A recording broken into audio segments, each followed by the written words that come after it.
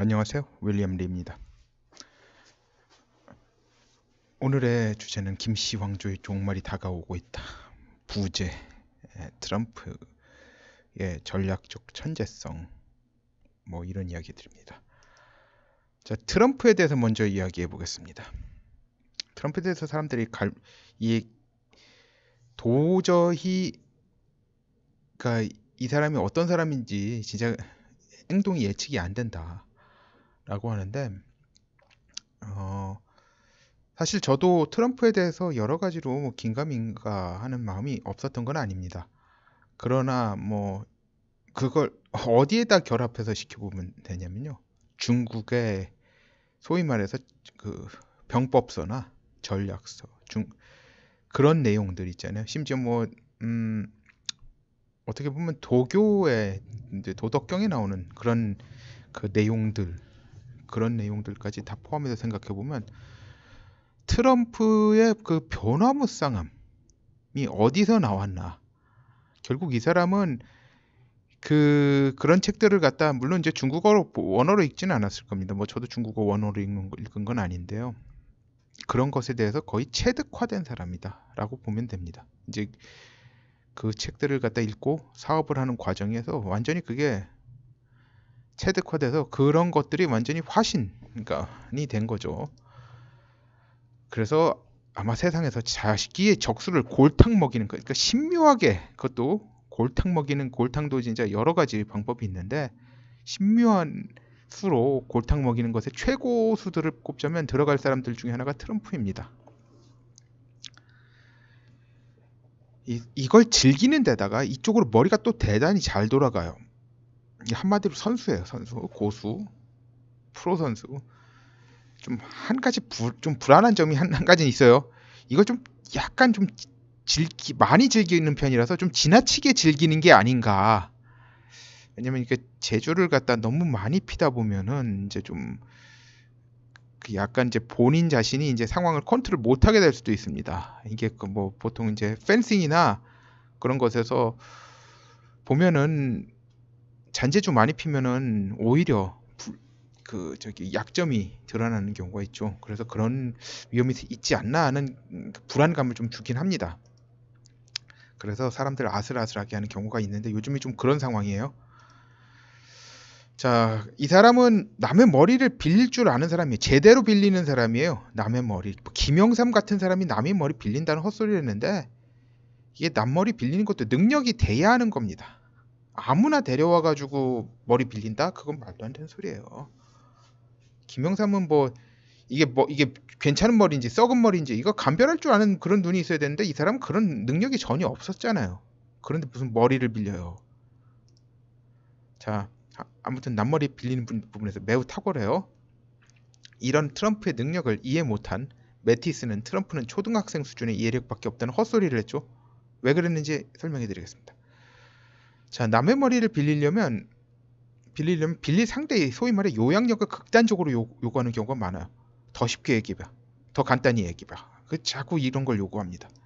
자, 매티스는 이걸 이해 못한 거예요. 왜냐면 저 사람이 하는 얘기 정도면 충분히 다 이해가 되는데 왜 트럼프가 이걸 갖다 계속 요구를 하는 거 보니까 이해력이 딸리나 보다. 그런 식으로 생각하는 거예요.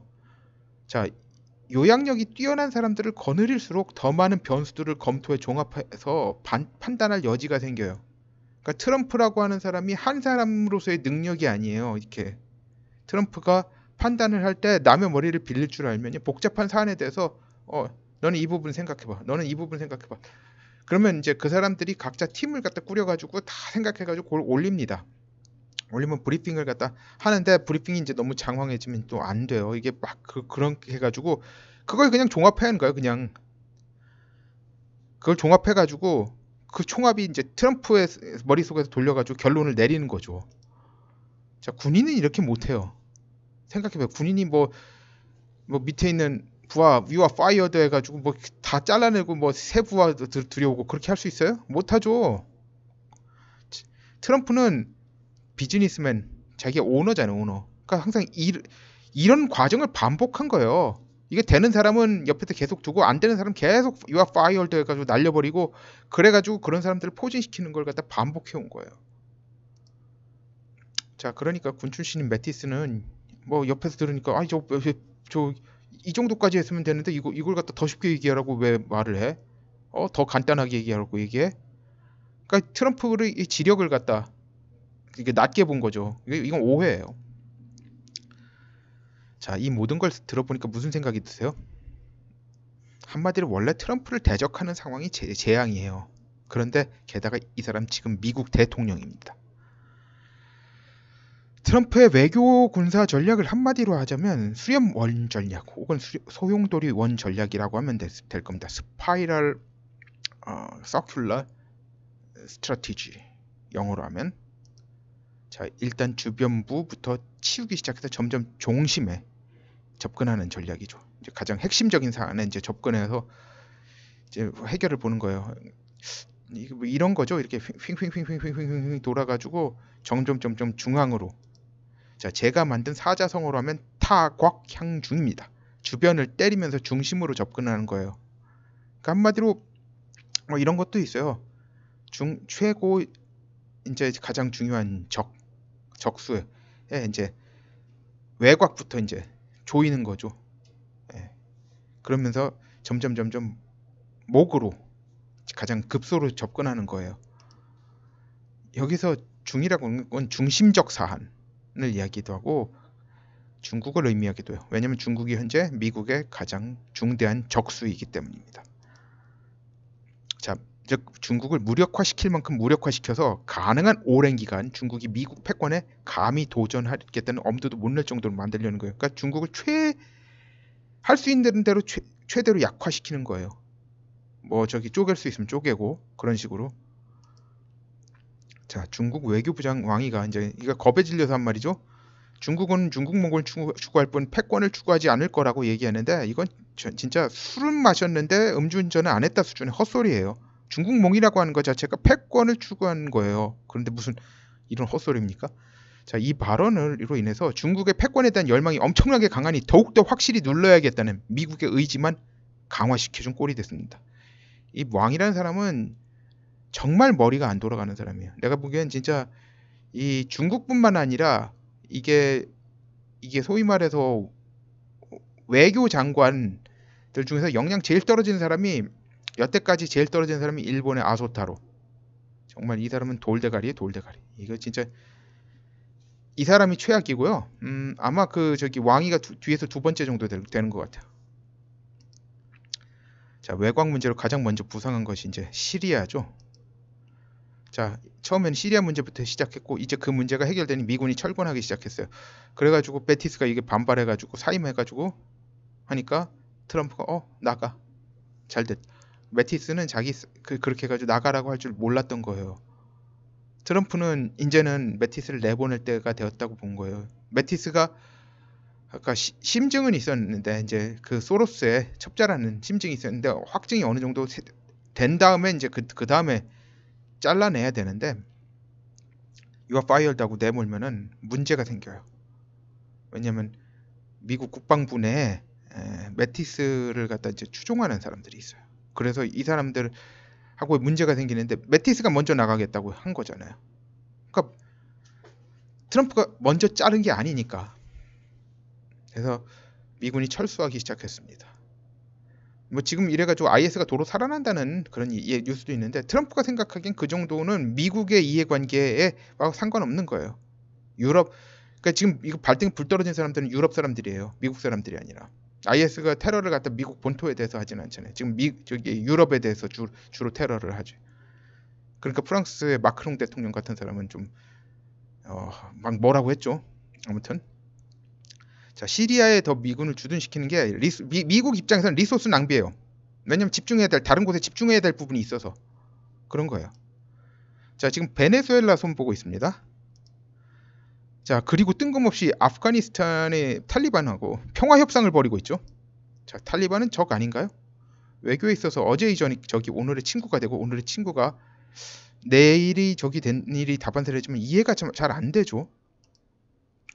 자, 이제 빈 라덴 죽었습니다. 이게 탈리반하고 전쟁을 벌인 게 빈 라덴을 갖다 이제 탈리반이 숨겨준다. 그 문제 때문에 시작된 거거든요. 소위 말해 아프간 침공이라고 하는 게. 그리고 이제 빈라덴 죽고 빈라덴이 테러를 하기 위해서 그러니까 빈라덴이 리더였던 알카에다도 흐지부지 되었어요. 자, 그래서 탈리반하고 이해관계 상충이 될지 아니면 윈윈이 될지 여지가 있는지 검토해 보니까 이제 뭐 이제 탈리반하고 왜 싸워? 아, 미국하고 탈리반하고 공적이 있는 거예요. 그러니까 공공의 적, 그러니까 공동의 적이죠. common enemy를 가질 수 있다는 걸 찾아낸 거예요. 중국이에요. 중국은 탈리반의 이슬람 형제들인 위구르족들을 인종적으로 탄압하고 있습니다. 뭐 이것에 대해서 굳이 설명할 필요는 없을 겁니다. 많은 말이 나와서 거의 뭐 그 히틀러가 유대인들한테 한 수준까지는 아니에요. 그런데 거의 뭐 그것의 반 정도는 하고 있어요. 그러니까 뭐 학살까지는 이게 어디다가 가스실에다 넣어서 뭐 죽이는 건 아닌데 완전 통제를 해가지고 뭐 완전히 뭐 수용소죠, 수용소. 지역 자체가 그런 식으로 만들어서 지금 관리를 하고 있어요. 자, 이제는 콜롬비아가 아니라 베네수엘라로 넘어와서 이제 마두로의 돈줄을 최대한 막고 그의 퇴진을 압박하고 있죠. 그러니까 마두로가 지금 뭐 금을 갖다 처분하려고 해도 처분이 안 돼. 그러니까 왜냐면 지금 마두로는 급한 게 뭐냐면 이 장군들한테 돈을 갖다 줘가지고 장군들을 갖다 소위 말해서 매수해가지고 정권을 지금 지키려고 하는데 미국에서 지금 돈이 나올 때를 다 막아버리고 있어요. 지금 그 미국의 시트코라고 하는 저기 정유소 체인이 있는데 실제로 그게 그 베네수엘라 국영석유공사의 자회사입니다. 거기 그 주유소 체인에서 나오는 돈이 베네수엘라로 송금되는 걸 지금 막고 있습니다. 차단했습니다. 자, 마두로가 퇴진하면 중국 측은 엄청난 경제적 손실에 직면합니다. 이게 베네수엘라의 퍼부은 그 많은 돈을 얼마나 받아낼지, 그러니까 100%못 받고 몇 퍼센트나 받아낼지 0%도 될 수 있어요. 받아내더라도 얼마나 시간이 걸릴지 불투명한 상황이 돼요. 생각해봐요. 상환기간 뭐 500년 뭐 이러진 않겠지만 뭐 진짜 50년 그렇게 되더라도 얼마나 크게 타격이 갑니까? 자, 그 다음에 향하는 곳이 한반도일 수밖에 없습니다. 자, 한반도에서 지금 미국의 영향력을 확고히 하지 않으면 나중에 동해안의 항구들에 이게 남한일 수도 있고요, 북한일 수도 있어요. 그러니까 북한이 먼저겠죠. 한마디로 항속거리 12,000km의 SLBM을 실은 중국 원자력 잠수함이 기항하는 일이 생길 수 있어요. 내가 전에 제가 말씀드렸잖아요. 동해는 수심이 깊어가지고 잠수함 초계기로 잠수함 탐지하는데 참 힘든 곳이에요. 근데 그거 동해안을 갖다 거의 반을 갖다 지금 중국 영향권 안에 들어가고 있는 거고 중국이 그런 식으로 하면 원자력 잠수함을 갖다 출격시켜가지고 미국의 그 군사위성이나 그런 걸로 탐지하는데 한계가 있으니까 빠져나가가지고 태평양 한가운데로 나갈 수도 있어요. 그럼 미국 입장에서는 재앙이죠, 사실. 이게 게다가 거기 러시아하고 만약에 중국하고 손을 잡고 나간다고 생각해보세요.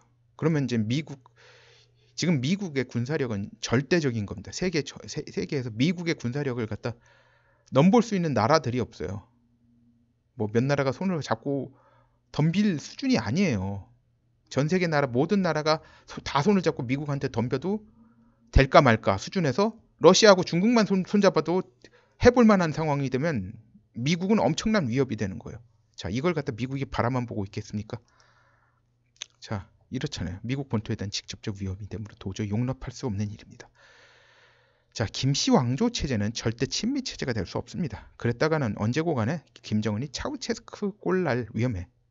차우체스쿠죠, 정확히는 직면합니다. 김정일이 생전에 가장 두려워했던 일이 차우체스쿠 꼴나는 것이었습니다. 자, 인민 300만 명이 아사하는 상황을 방치한 게 뭐냐면 인구가 2,500만 명을 넘으면 인민 소요 사태가 일어나면 진압이 안 돼서 자기가 차우체스쿠 꼴날 수 있다는 두려움 때문에 그런 겁니다. 그런데 하물며 미국이 요구하는 거 다 들어주다 보면 지금 수준의 민간 내 정보 통제가 불가능합니다. 왜냐하면 미국이 바라는 시스템으로 가자면요. 경제적으로는 번영하는데 경제적으로는 번영해요. 그런데 정보 통제가 안 돼요. 민간 내 정보 통제가 지금 수준에서 할 수 있는 게 한계가 있어요. 왜냐면 이걸 갖다 다 통제하려고 하다 보면 그게 안 돼요, 기본적으로. 자, 그래서 지금도 지금 게다가 지금도 이게 민간 내 정보 저기가 이제 돌아다니는 걸 갖다 정보가 유통되는 거 상황을 갖다 간신히 억제하고 있어요. 간신히 억제하고 있는 거예요. 근데 여기서 더 풀리면 자긴 죽을 거라고 생각할 텐데 진심으로 미국의 요구를 들어줄 생각을 할래야 할 수 없습니다. 자, 미국도 이를 모를 리 없어요. 자, 2차 미북 정상회담 분위기는 지난번 1차 때와 많이 달라질 겁니다. 이 한국 언론이 자꾸 북미 정상회담이라고 하는데 이게 북한이 어떻게 미국보다 위입니까? 자, 뭐 자기네들이 뭐 친북 국가다라고 하는 걸 갖다 과시하는 거는 마찬가지예요. 이런 멍청한 짓을 왜 해요? 김정은 몸 상태, 김정은 같이 제 몸이 금쪽인 자가 지금 김정은 건강 상태 최악입니다. 신부전에 신부전까지 겹친 사람이에요. 그러니까 신장 콩팥이 제 기능을 제대로 못하는 상태에다가 심장이 제 기능을 못해요. 이런 사람이 게다가 좀 간이 쪼그라들어 있는 사람이에요. 근데 지금 간이 쪼그라들어 있는 게 아니라 정확히는 지방간이죠. 지방간이라서 간 기능이 제대로 안 된 사람이지만 하여튼간 이게 의외로 김정은 소심한 사람입니다. 이게 겁이 많은 사람들이 오히려 더 잔인해지는 거예요. 저기 고모부 죽인 거 그런 거 있잖아요. 그게 겁이 많다는 증거입니다. 이 담이 센 사람은 얘가 나를 갖다 칠 수 있다고 해도 얘를 갖다 내가 잘 컨트롤하면 나한테 힘이 될 수 있어. 그런 걸 갖다 생각하면 절대로 얘를 죽이지 않습니다. 근데 김정은 입장에서는 그 고모부 장성택이가 너무 위험해 보이는 거예요. 힘이 세고 인맥이 막강하고 그러니까 일단 죽이고 보자. 얼마나 겁이 많은 자입니까? 근데 이런 자가 트럼프 눈을 똑바로 쳐다보면서 제재부터 먼저 일부라도 해제하면 하라고 요구하면 트럼프는 무슨 식으로 나올까요? 자, 실실 웃으면서 이렇게 해주고 싶지만 상하원 의원들이 이에 극력 반대하고 당신을 믿지 말라고 강경하게 나오는 걸 어떻게 하냐. 그러니 조속히 핵무기 미사일 전체의 위치가 담긴 정보부터 넘겨줘라. 그리고 그 정보의 진실성이 확인돼야지 제재를 풀 수 있는 명분이 생긴다면서 압박할 거예요. 근데 이걸 갖다 뭐 심각한 표정으로 얘기 안 해요. 트럼프 같은 사람. 항상 이거 슬슬 다 웃으면서 하는 얘기예요. 이거 못하겠으면 더 강력한 조치가 취해줄 수밖에 없어. 내 이야기가 아니고 상하원 의원들이 그래. 그런다고 이런 식으로 이야기할 겁니다. 김정은은 과연 어떻게 대응할까요? 책상을 딱 꽝 치고 이런 말도 안 돼! 라고 해서 그러면서 그 자리를 뜰까요? 아무튼 회담을 지켜볼 일입니다. 그 후의 상황은 어떻게 될지 지켜보죠. 김정은은 환장을 거듭할 겁니다. 밤에 잠을 더더욱 못 잘 거예요. 그 안 좋은 건강이 더 악화될 겁니다. 그 후로는 어떻게 될지 여러분이 상상해 보세요. 자, 김정은과 문재인 이 사람들 사실 이 둘은 병이 없어도 버티기 힘든 사람들이에요. 그런데 둘 다 병이 있잖아요. 김정은은 신부전 플러스 신부전, 문재인은 뇌아밀로이드 혈관병증. 자, 과연 얼마나 오래 버틸 수 있을지. 네, 여기까지입니다. 감사합니다.